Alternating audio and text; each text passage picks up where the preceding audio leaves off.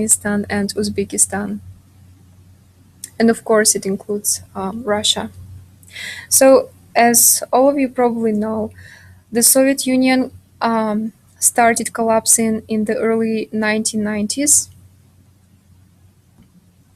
And here is the GDP per capita before and after the fall of the Soviet Union.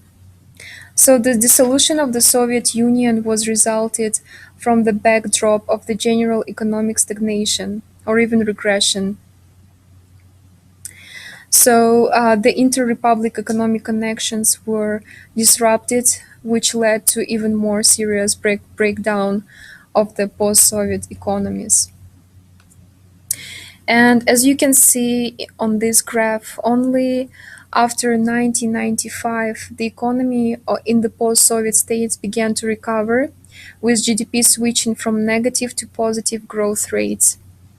By 2007, 10 of the 15 post-Soviet states had reached GDP greater than what they had in 1991.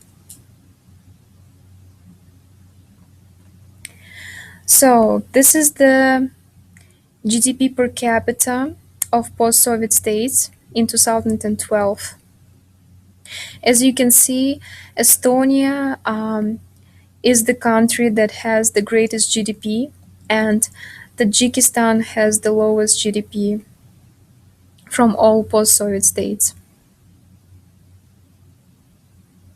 Now let's take a minute and review what Austrian economists think about socialism.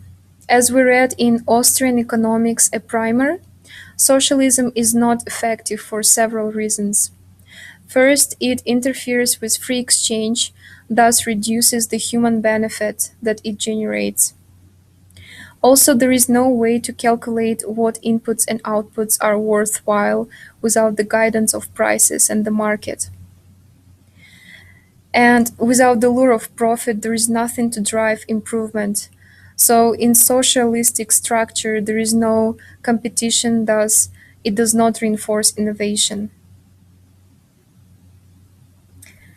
Now let's get back to the two cases of post-Soviet states with the biggest and lowest GDP.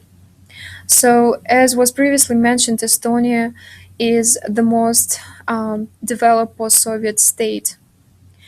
GDP per capita of the year of 2000 was 4,070 US dollars. By the year of 2013, it increased to 18,877 US dollars. Now let's have a look at the economic policies in Estonia. Estonia has a very open, free market economy. It has a thriving electronics and telecommunications sector and strong trade relations with Finland, Sweden, and Germany. It also joined the European Union in May 2004, which also prompted an investment boom. I also looked at this website called heritage.org, where it calculates the index of economic freedom of the countries. So according to this website, in 2015, Estonia was ranked as number 8 in terms of economic freedom. It is in between Chile and Ireland. So the criteria that was considered when calculating the level of freedom of market is first trade freedom, and Estonia got 88 out of 100, which is really high.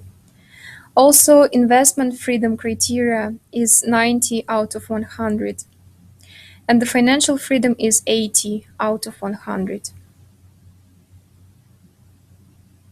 So overall, we can see that this country has less of government intervention and very developed economic freedom.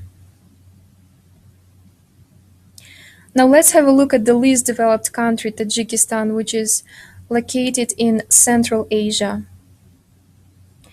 So the GDP per capita of 2000 was only $139, and in 2013 it reached 1,037 US dollars. And this data is taken from the World Bank official website.